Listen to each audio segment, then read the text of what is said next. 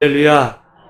모쪼록 이번 추석이 여러분 모두 가정에 복되고 또 안전하고 행복한 추석이 되시기를 주님의 이름으로 축복합니다.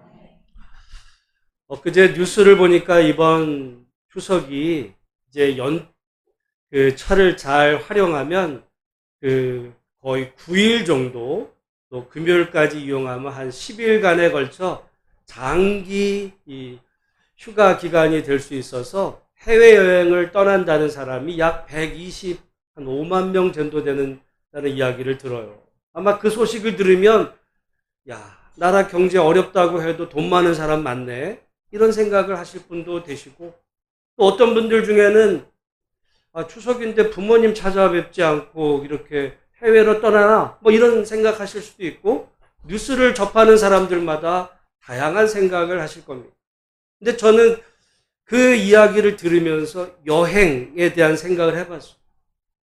해외여행이죠. 사실은 저는 누구보다도 해외여행에 대한 그 갈망이 있었어요. 그래서 제가 사실 고등학교 이럴 때 제 꿈이 외교관이었거든요.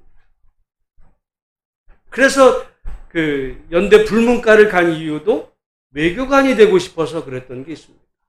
제가 고2에서 고3 넘어갈 때 밤을 잊은 그대에게를 어느 날 듣는데, 그 당시에, 지금부터 그러니까 거의 한 40년 전 얘기인데, 어떤 당시의 중앙대생이 제대를 하고서 복학을 하는 그 사이에 동남아를 무전여행을 하고 왔다는 이야기를 제가 들었어요. 깜짝 놀랐습니다. 그런 게 있어? 그래서 제가 내가 대학을 가면 나도 저 사람처럼 나도 외국에 무전여행을 가야 되겠다. 대학을 들어갔더니 현실은 전혀 다릅니다. 여기 많은 분들 오늘날 맘만 먹으면 해외여행 가죠? 여러분, 83년에는 우리나라 사람이 외국에를 나가려면 일하는 거, 일자리 구하러 사우디아라비아 같은데, 아니면 유학 가는 거 외에는 못 나갔어요. 그리고 나가려고 하면 50살이 넘어야 됐습니다. 그리고 나가려고 하면 은행 계좌에 약 1년치 연봉을 맡겨놓고 돼야 되는데, 그러니까 그리고서도 이 해외여행을 가려고 그러면 반공교육을 받았어요. 그게 80년대입니다.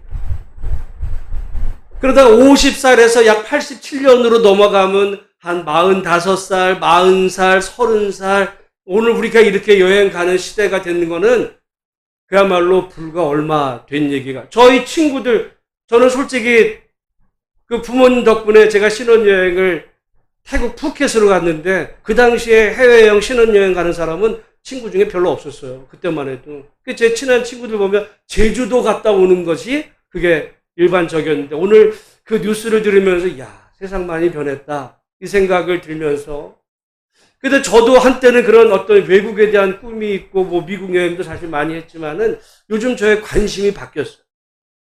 해외여행이 아니라 저는 시간여행으로 바뀌었어요. 사실 여러분, 해외에 대한 건요, 유튜브 보면 전 세계 어디에 좋은 경치 그런 건 다 나와. 그걸 돈 내고 가서 확인하는 것 뿐이에요. 피곤해. 근데 시간여행은 다. 저는 그러니까 우리가 여행에 대한 어떤 이 역사가 바뀐 거, 그 시간을 거슬러 가는 거죠. 시간을 거슬러 가는 여행을 하다 보면 너무너무 재밌어요. 여러분, 제가 지난주에 설교가 하나님의 나라예요. 하나님의 나라, 그것도요, 제가 시간여행을 했기 때문에 얘기하는 거예요. 오늘날 하나님의 나라를 제가 지난주처럼 설교하는 목사 거의 없습니다. 솔직히. 다 죽으면 가는 천국 얘기를 하지, 누가 2000년 전 그 성경시대 그때 하나님의 나라가 어떤 거였는지, 그건요, 여러분, 성경을 이해하려면 시간여행. 지금부터 2000년 전 성경이 기록되던 그 시대, 그때 사람들은 무슨 생각을 하며 살았는가? 그러면요, 보이는 게 달라요. 역사도 마찬가지입니다. 제가 요즘 읽고 있는 책 중에 왜 가난한 사람들은 부자를 위해 투표하는가? 왜 가난한 사람들이 부자를 위해 투표하지? 이 얘기가 미국 얘기예요. 미국의 여러분 지도를 보면 가장 중심에 캔사스라는 데가 딱 정중앙에 있습니다. 요즘 뭐 트럼프하고 민주당 이제 선거 이렇게 돼 있지만 여러분 나중에 어떤 미국 대선 결과를 보면 미국은요 거의 이 책에도 그 얘기하지만 두 쪽으로 나뉘었어요. 그냥 이게 우리나라도 선거 끝나고 나면 파란색 빨간색으로 지도로 표시하듯이 미국도 딱 그렇게 표시하면 미국의 가운데 지도는 다 빨갑니다. 그 가장 한복판에 여기 지금 캔사스라는 데가 있어요. 캔사스.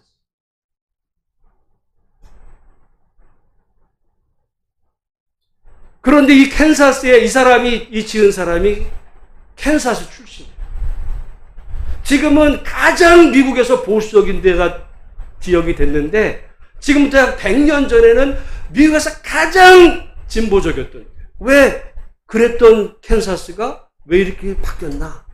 이게 시간 여행을 하는 거죠. 너무너무 재밌습니다. 그러면서 이제 그 이유를 얘기하는데 세상을 보는 통찰력을 시간 여행을 하다 보고 그래서 이렇게 얘기해요. 왜 가난한 사람이 부자들 세금 내는 거를 반대하고 기업인들의 이익을 늘리는 정책에 몰두하는 보수정당을 지지하는 걸까?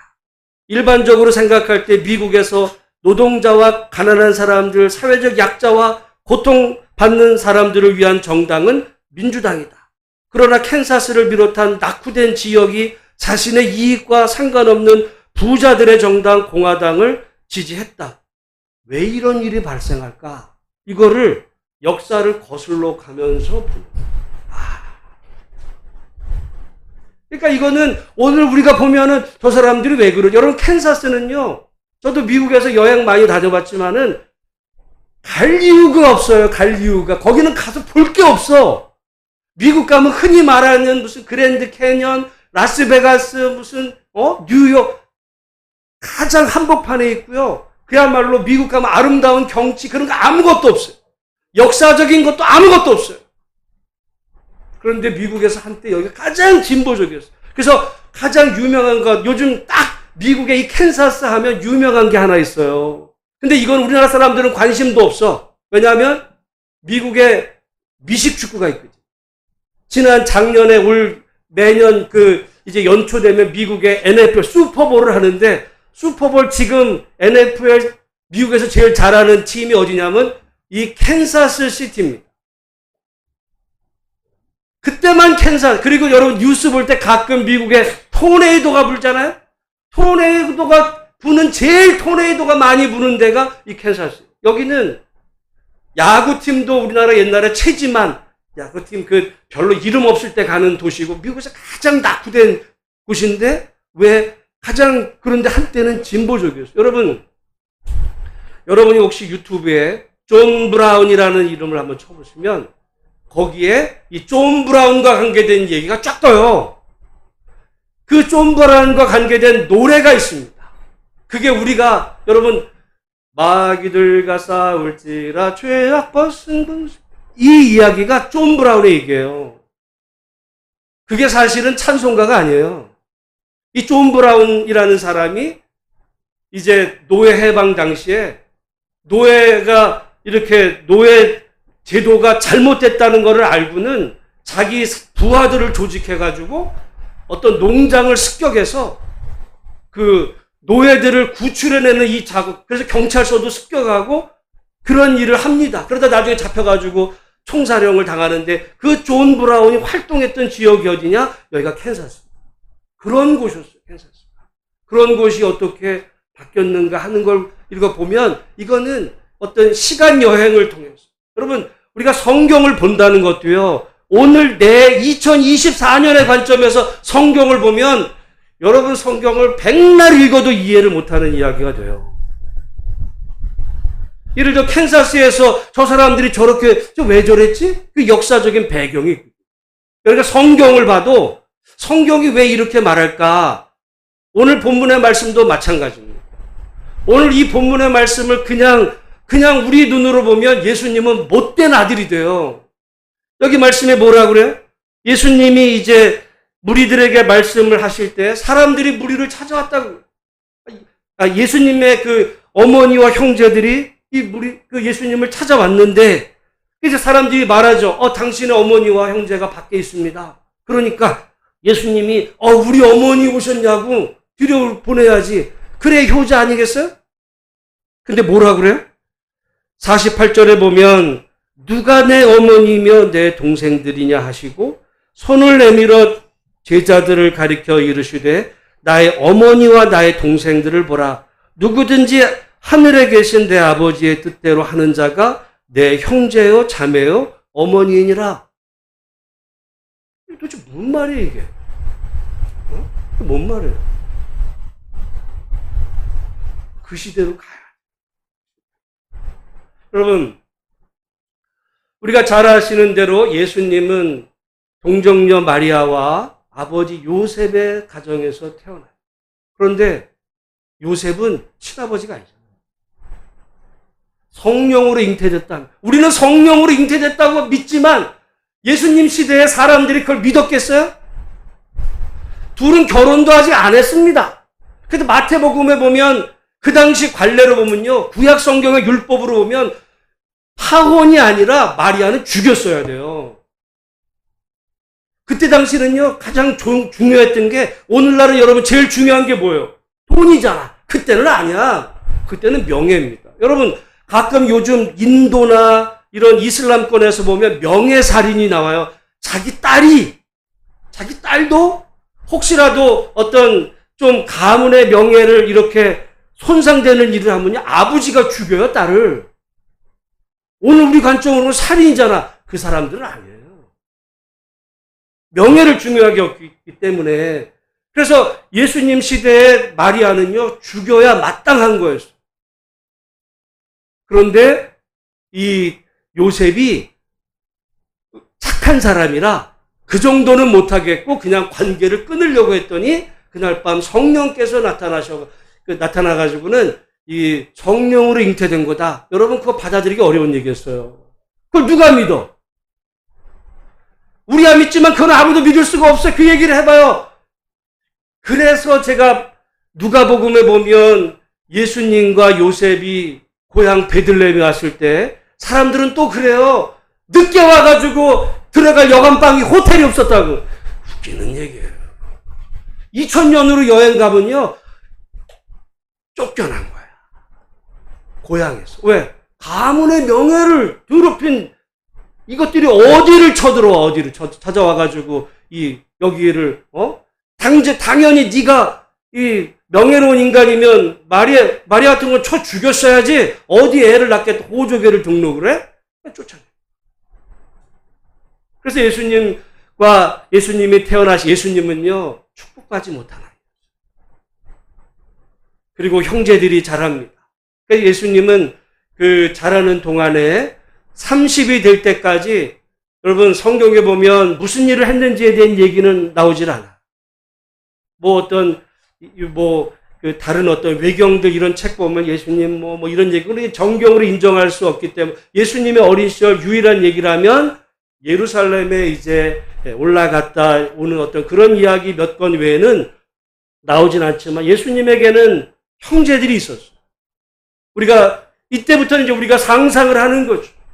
예수님이 그리고 그때는 이미 아버지 요셉에 대한 이야기가 나오지 않습니다. 우리가 그러면 예수님은 그 어린 시절 그리고 장성할 때까지 그리고 예수님의 동생들은 이미 다 출가하기도 했어요. 그러니까 예수님은 나이 30에 하나님의 부르심을 받기까지 동생들을 뒷바라지하고 이미 떠난 아버지 대신해서 어머니를 모시고 이제 하나님의 부르심의 때가 돼서 요단강에서 세례받으시고 그리고 본격적으로 하나님의 나라를 증거하기 시작을 합니다. 그때 그런데 예수님의 그 사역을 모든 사람이 좋아했던 건 아니야. 왜냐하면 예수님이 그때부터 하나님의 나라를 이제 전파하기 시작을 한 거예요. 그 하나님의 나라가 지금 우리가 생각한 죽어서 가는 천국 얘기를 한 게 아니라 내가 지난밤에 보고 나니까 내가 천국을 보고 왔어. 천국은 이렇게 생긴 거 그 얘기하지 않았어요. 우리가 자꾸 그렇게 생각하는 건 2024년 오늘 우리 관점에서 성경을 읽으니까 그러는 건데 2000년 전으로 가면요. 하나님의 나라가 그게 아니야. 예수님은 말씀으로도 하나님의 나라를 전하시지만 하나님의 나라는 다른 게 아니라 하나님의 통치. 하나님의 다스림. 하나님이 다스리시죠. 하나님이 다스리시면 어떤 일이 벌어지는지에 대한 거를 예수님은 사역을 통해 때로는 귀신을 쫓아내시고 보리떡 5개와 물고기 2마리로 5,000명을 먹이시고 수많은 일들을 하심으로 하나님의 나라를 말씀과 당신의 사역을 통해 또 삶을 통해 전하시다 보니까 사람들 사이에서 예수님을 따르는 사람들도 있었지만 비난하는 사람들이 생겨요. 뭐라고 비난해?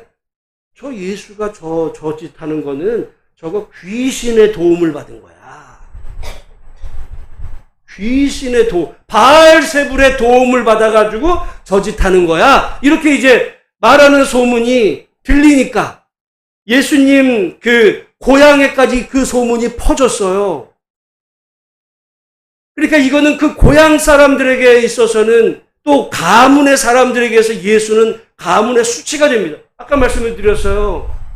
그 시대는요, 명예를 위해서는 죽여도 됐어요. 그래, 가문의 명예를 지금 떨어뜨리는 예수는 죽여도 마땅한 거였어요. 근데 차마 그 어머니와 이제 동생들이 예수님께 왔던 거는 주변에서 당신 아들 지금 우리 가문의 명예를 또 귀신 노릇하고 있는데 저거 못하게 해야 되지 않아? 라는 소문이 이제 마리아하고 동생들까지 들리게 되니까 이제 잡으러 우리 아들, 우리 예를 들어 뭐 아들이 군대 가 있으면 우리 아들 군대 가서 고생한 면회 간 게 아닙니다. 잡으러 온 거예요. 못하게. 하나님의 나라를 못 전하게 잡으러 온 그 순간이라는 것을 이 본문을 볼 때 이해를 해요. 그러니까 예수님이 어떤 육신의 혈육을 생각해서 우리 어머니가 나를 걱정해서 왔으니까 내가 여기서 이제 모든 것 중단하고 어머니를 따라 또 형제들을 따라 고향으로 돌아간다면 어떻게 돼? 하나님의 나라는 끝장이 되는 겁니다.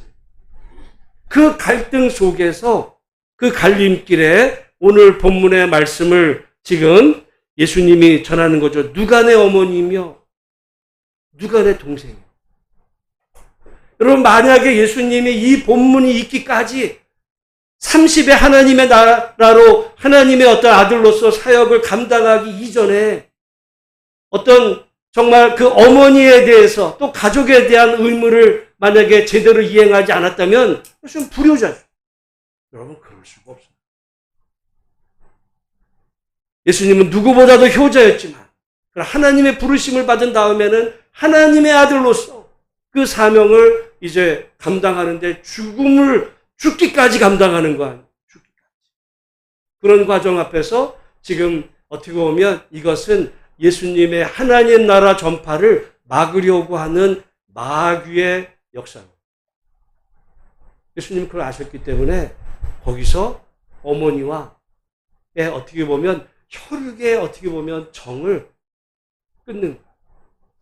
여러분, 이 얘기를 들었을 때 어머니와 형제들이 마음이 어떻겠어요? 가서 전했을 거 아니에요, 제자들이. 예를 들어 마리아하고 형제들이 우리 왔다고 전해달라고 해냈을 거 아니에요. 그래서 전했더니 누가 내 어머니요 누가 내 형제들이냐, 그 얘기를 듣고 제자들이 그 어머니한테 가서 뭐라 그랬겠어요. 그 얘기를 전한 거예요. 그랬을 때 여러분, 마리아의 입장을 대보면은 뭐 이런 놈의 자식이 있어, 이거 불효자 아니야? 이런 마음이 들 수도 있었다라고 생각하는 건 그건 우리들이에요. 이 말씀을 볼 때마다 제가 누가 떠오르냐면 안중근 의사. 요즘 우리나라의 뉴라이트라고 하는 친일 간첩들이 지금 아주 그냥 활개를 치고 있다. 나중에 여러분 다 간첩죄로 잡아들어야 돼요. 그 간첩들은. 간첩이 북한 간첩만인 게 아니라 일본 간첩도 있어요. 여러분 그거 아세요? 얼마 전에 우리나라 사람이 미국에서 간첩죄로 잡혔어요. 우리나라 사람이 미국에서 간첩죄로 우리나라 사람이 잡혔어. 뉴스에 잘 안 나와. 수지텔이라고. 자국이 아니라 타국을 위해서 자국의 정보를 빼나고 타국을 이롭게 할 건 다 간첩이에요. 근데 안중근 의사가, 그러니까 그 간첩들은 뭐라 그래? 김구는 테러리스트고 안중근도 테러리스트 아니야. 근데 100년 전에 우리 안중근 의사가 이또 히로부미를 이제 저격하고 그야말로 잡혔을 때, 여러분, 안중근 의사 어머니가 캐톨릭이지만 그분이 신앙. 내가 볼 때, 야, 이분은 정말 예수님의 엄마 마리아 같은 신앙을 가졌겠구나. 아마 오늘 우리 부모들하고는 개념이 다른데, 제가 그 어머니 마리아가 아들에게 보낸 그 편지가 있어요. 그 안중근 의사의 어린 아이 시절 이름이 응칠아. 내가 이번에 한 일은 우리 동포 모두의 분노를 세계 만방에 보여준 것이다. 이 분노의 불길을 계속 타오르게 하려면 억울하더라도 상고를 하지 말고 우리 민족의 대의를 위해 거룩한 죽음을 택해야 될 줄로 안다. 옳은 일을 한 사람이 그런 사람들에게 재판을 다시 해달라고 하는 것은 사리에 맞지 않는다. 더욱이 그들의 영웅으로 대접을 받고 있는 이또 히로부미를 죽인 너를 일본 놈들이 살려줄 리가 있겠느냐. 혹시 자식으로서 늙은 어미보다 먼저 죽는 것이 불효라고 생각해서 상고하겠다면 그건 결코 효도가 아니다. 기왕의 큰 뜻을 품고 죽으려면 부차히 상고를 하여 살려고 목숨 몸부림치는 모습을 남기지 않게 바란다.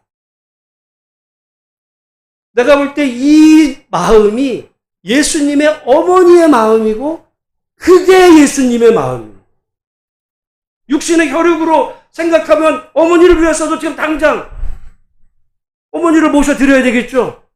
효도를 해야지. 이거 다 접고 사람들에게서 그야말로 귀신 들린 자라고 지금 이렇게 손가락질 받는 이 모든 거 다 접고 그냥 고향에 내려가서 어머니 모시고 그냥 효도하면서 결혼해서 애 낳고 살면 되지. 결국 예수님 그 거절했다가 조만간에 어떻게 돼요? 십자가에서 죽잖아요. 그 당시는 아무나 십자가 죽이지 않습니다. 그럼 반역죄예요. 안중근 의사 죽은 거나 똑같은 거예요.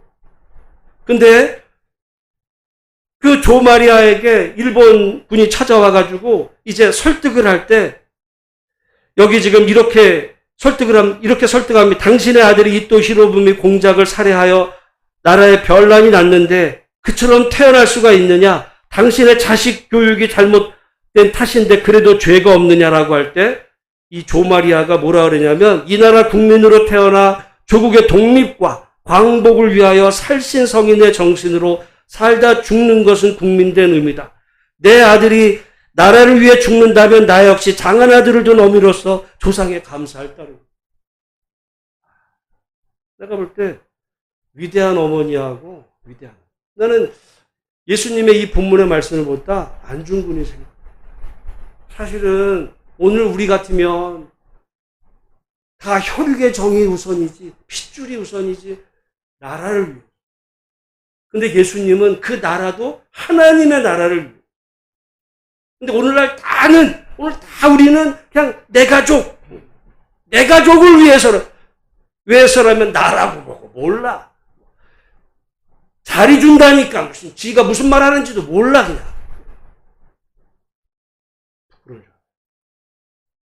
그런 자식을 키운 그 애미는 부끄러운 줄 알아요. 여러분, 오늘 우리가 이 본문의 말씀을 보면서 정말 예수님의 이 말씀의 의미를 이게 도대체 예수님이 왜 이런 말씀을 하셨을까를 알려면 시간 여행을 해요. 2000년 전. 여러분 성경을 본다는 건요. 시간 여행한다는 겁니다. 가령 우리가 오늘 이 시대로 보면 우리가 여러분 늙는다는 거. 오늘 우리 시대로 보면 늙는다는 게 축복이에요? 슬픈 일이에요? 슬프지. 우리가 늙는다는 거는 더 이상 쓸모없는 존재가 돼가는 거라 생각하잖아요. 그래서 노후 대책을 해놔야 돼. 늙는다는 건 슬픈 일이야. 그건 성경시대 사람들의 생각이 아니었어요. 성경시대는요, 늙는 게 복이었어요. 그리고 늙는다는 거는 지혜로워지는 거. 그리고 하나님을 더 깊이 알아가는 거. 여러분, 오늘 이걸 볼 때, 오늘 우리 관점으로 성경을 보면, 벌써 오늘 하루 내가 1년 또 늙었네? 이러다가 그냥 내년에는 더 늙었네? 이러다 죽으면 어떡하지? 그럼 오늘 우리 생각. 2000년 전, 3000년 전 성경의 시대로 가면 늙는다는 것은 축복이라죠. 근데 대신, 왜냐하면 그 시대는 지혜가, 이 나이가 든다는 것은 어떤 세상의 경험, 지혜로워지는, 그냥 늙는 게 아니라, 나이가 먹는 게 아니라 지혜로워지는. 근데 만약에 나이가 드는데 지혜롭지 못하면 최악이죠. 여러분 혹시라도 1년 나이가 더 드셨는데 내가 세상을 보는 분별력을 여전히 못 가지고 있다면 그건 부끄러운 거예요. 그러니까 잠언 말씀에 보면 이 노인에게 노인을 공경하라는 말이 그래서 나오는 거예요. 그러니까 늙었으니까 힘 빠졌으니까 안 됐으니까 이렇게 공경하라는 얘기가 아니라 그 시대 노인들은요 지혜로워져. 존경스러운 어른인 거예요. 그 나이가 더 들수록 하나님의 이 복을 받은 존재. 그래서 여러분 우리말에도 그런 말이 있어요. 자식은 부모의 뭐를 보고 자란대요? 등을. 자식은 우리 한번 따라해요. 자식은 부모의 등을 보고 자란다. 굉장히 중요한 거예요. 여러분이 어떻게 사느냐가 여러분 자녀가 나는 어떻게 살아야지? 그 결정이에요. 우리 아버지는 돈만 알았어. 지만 알았어.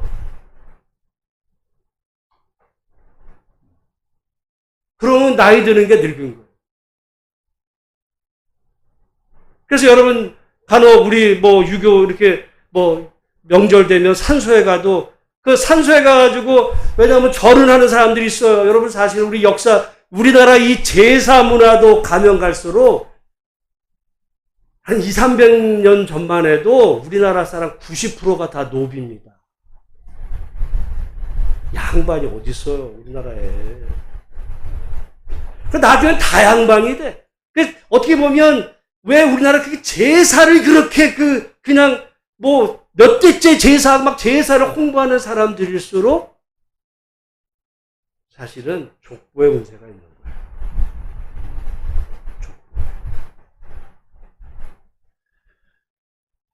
그래놓고서 해가지고는 우리 부모들 우리 공부도 안 시키고 해야 되니까 남들 보여주기 위해서는 그냥 제사상 제사를 하지만 앉아가지고 부모 조상 욕을 해. 뭐 하는 거예요? 의미 없는 거예요.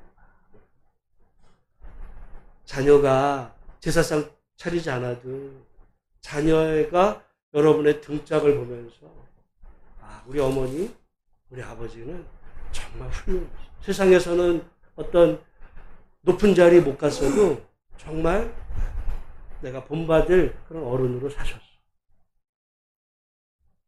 우리말에도 그래서 자식은 부모의 등을 본다. 그렇게 한평생을 살다가 여러분의 인생이 맞춰졌을 때 제사상 차리지 않아도 그 부모가 그 자식의 가슴으로 여러분 그래서 부모들도 말이죠. 자식이 죽으면 가슴으로 묻는다잖아. 여러분이 돌아가셔서 훗날 어디에 이렇게 영안실에 거기가 아니라 자식의 가슴 속에 정말 좋은 부모로 자리를 잡아요. 그러면 나이가 드는 거 늙어지면 못 놀아니 노세 여행 가고 즐겁게 내가 맛있는 거 먹어보고 그런 인생 노년을 보내면요 자식한테 무슨 본이 돼. 상놈의 가정이죠. 여러분 자녀가 여러분을 생각하면서 정말 가슴속에 우리 아버지 우리 어머니는 정말 내가 존경할 만해. 인정할 만하다라고 그렇게 가슴에 새길 수 있도록 내가 지금 내 자녀가 내 등짝을 보면서 우리 자녀는 나를 지금 어떻게 생각할까? 여러분 사실은 이웃 사람들 옆에 사람이 무서운 게 아니라 자식이 무서워요. 자식이. 그런 의미에서 지금 예수님은 그리고 안중근 의사 조마리아는 그렇게 그런 어머니 밑에서 안중근이 나옵니다.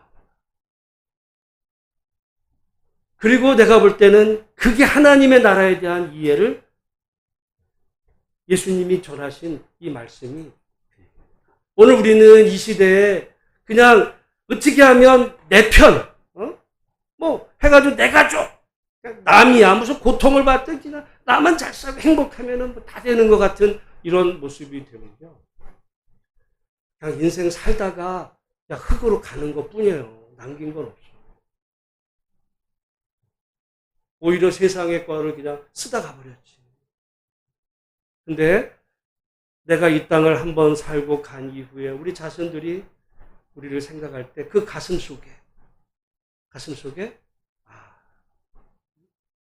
마음으로 존경할 수 있는 그런 그리고 그런 가족 여러분 예수님이 생각하신 가족은 그저 내 가족만이 아닙니다.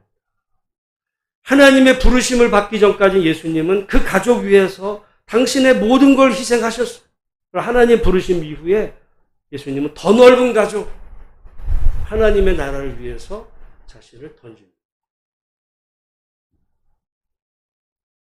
오늘 우리가 예수님이 어떤 분이신지를 그냥 아는 게 아니라 그러면 나는 예수님을 믿는다면 내가 어떻게 살까?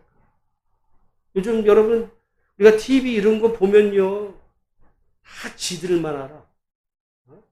의료 문제도요. 의료 문제 나는 의사들도 분명히 잘못한 거 있지만 국민들도 나빠. 국민들도 나빠요. 그러니까 자기는 의사랑 상관이 없어. 자기 자식은 의사가 아니야. 그러니까 의사가 많아지면 걔네들이야 뭐 나중에 가서 뭐 나랑 관계가 없이 많은 게 어때? 이 사태가 터지는 거거든요.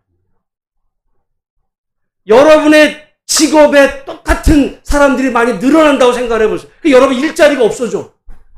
내일이 아니라고 생각하니까 그러다 보니까 난리가 다 자기만 알아요. 그리고 욕을 해. 해결을 아무것도 안 한다. 이번에 그런 얘기 하잖아요. 추석 이후에 혹시라도 이게 잘 안 넘어지면 나라 뒤집힙니다. 근데 그 책임이 난 누구에 있냐? 국민들에게 있어요. 의사들도 문제지만 의사들의 입장을 한번 생각을 내가 충분히 이해가 되더라고. 우리가 다 자기 입장에서 사는데 하나님 나라 백성이 된다는 것은 내 입장도 있지만 좀 더 넓은 세계의 입장. 다른 사람 배려하는 거 아니에요. 그게 하나님 나라 백성입니다. 우리가 지난주에 제가 천국과 하나님의 나라의 어떤 다른 특성에 대해서 말씀을 이제 드리긴 했지만 중요한 건 그거예요. 나만 아는 내 삶에서가 아니고 좀 더 이 세상을 좀 더 넓게 다른 사람의 관점에서 저 사람이 왜 저 말하지? 들어를 보는 그러면 이해가 내가 이번에 의사들 얘기 들어보면서 나 100% 공감했어. 모르는 사람들은 왜 안 늘리냐고. 의사들 100%예요. 여러분 그거 아세요? 미국에는요 맹장 수술을 하면 3천만 원 들어요. 그런 날이 이제 우리나라도 이거 의료 붕괴되면 글로 가는 겁니다. 근데 한때 미국의 힐러리가 우리나라를 왔다는 거야. 도대체 우리나라에 뭘 배우러 왔냐면 우리나라 의료 시스템을 배우러 왔어. 그래서 의사들을 만나가지고 대화를 했다는 거야. 돌아가면서 무슨 얘기했다는지 알아요? 우리는 못하겠구나. 미국은 손들었어. 이런 의료 시스템은 대한민국밖에 없어요. 왜? 여기 전공의들의 헌신이 있었거든. 근데 그 전공의가 지금 다 나간 거예요. 나는 그 전공의가 뭘까를 생각해 보면 우리 교회 안에서 전공의는 부목사입니다. 부목사들이 다 안 한다고 손들고 나간 거예요. 여러분 생각해 보세요. 요즘 앞으로 한국 교회가 어려워지면은, 한국 교회가 어려워지면은 부목사들을 많이 뽑으면 뭐예요? 근데 만약에 신학교에서 지금 신학생도 없는데 앞으로 신학교가 지금 해가지고 이게 앞으로 교회가 많이 선교사도 필요하니까 지금부터 신학생을 3배를 뽑아. 그럼 신학생들 가만히 있겠어요? 뒤집어지는 거야. 자기의 미래거든요. 그러면 또, 신학생들이 공부를 하지, 기도를 하지, 왜 대물을? 내 일이 아니니까. 여러분, 오늘 우리 시대에 어떻게 보면 다 자기만 아는 이기주의가 판을 치는 이 시대에 예수님은 누가 내 어머니며 누가 내 형제. 그분은 정말 더 넓은 의미의 그 형제. 그 교회만 얘기한 것도 아니에요. 오늘 우리가 교회도 내 교회만 알고 이기적인 이 마음이 아니라 우리가 하나님을 진정 주님으로 믿었다면 더 넓은 세계를 바라보고 그 관점에서 오늘 우리의 삶을 조정할 수 있는 그런 의미의 어른. 노인네가 있고요. 어른이 있어요. 나이만 많은 늙은이 취급될 수 있어요. 근데 어른이 있어요. 어른 앞에서는 존경스러워요. 여러분이 자녀들에게 나이가 들면서 나이 드는 거는 우린 이건 피할 수 없고 뭐 자연의 섭리. 근데 그냥 늙어가는 건지 아니면 정말 존경스러운 어른. 얼굴 보면 알아요. 인상에서 나와. 그 사람이 산 그 모습은 얼굴에서 쓰여져요. 여러분 모쪼록 우리 자녀들에게 모쪼록 정말 존경받는 어른으로. 돈은 그 다음이에요. 여러분 자식 내가 죽으면 내 아파트라도 물려줘야지. 재산은요, 죄송한 얘기지만 그 도는 게 돌고 도는 거예요. 자식이 다 쓰는 수도 있어. 모쪼록 정말 여러분 자녀에게 교회 그런 의미로 보면 우리 예수와 함께 어르신들이 많은 거야. 여러분들이 그러니까 나이 드는 거 이게 문제가 여러분이 정말 그러나 내가 하나님께 가까이 가는 거잖아요. 나이로만 가는 게 아니라 내가 정말 하나님과 늘 가까이 가는 삶인지 죽을 날이 가까운 게 아니라 정말 하나님과 그런 존경받는 가정과 교회 그리고 여러분이 만나는 모든 사람들에게 존경받는 어른들이 다 되는 우리 예수소망교회 모든 분들 그래서 여러분 가정 또 교회가 또 하나님의 은혜로 충만하게 되시기를 주님의 이름으로 축복합니다. 하나님 아버지